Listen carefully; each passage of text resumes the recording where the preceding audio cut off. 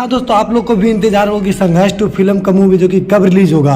और हम आपको बताए थे कि बिल्कुल इसका डेट बढ़ सकता है और बिल्कुल वही हुआ जो कि भोजपुरी में बता दे, कुछ भी हो सकता है भाई कभी भी। आपको पता होगा जो कि संघर्ष 2 का एक जो कि पोस्टर आया जो कि रिलीज डेट बताया गया, जो कि बता दे जो कि इसी महीने में रिलीज होना था, पर बता दे इसका डेट बढ़ा दिया गया।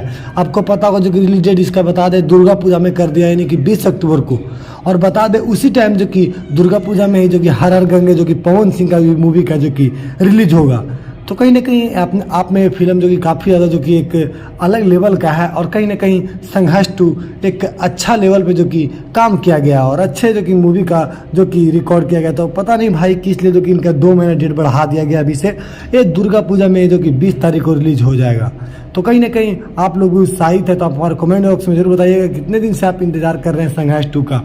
तो आप लोग का यह वीडियो सुनकर देखकर कैसा लगा? और हमारे आप चैनल पर नए हैं तो वीडियो को शेयर करें और लाइक करें, चैनल को सब्सक्राइब करें। तो चलिए फिर मिलते हैं अगले वीडियो में, तब तक के लिए जय हिंद, जय भोजपुरी।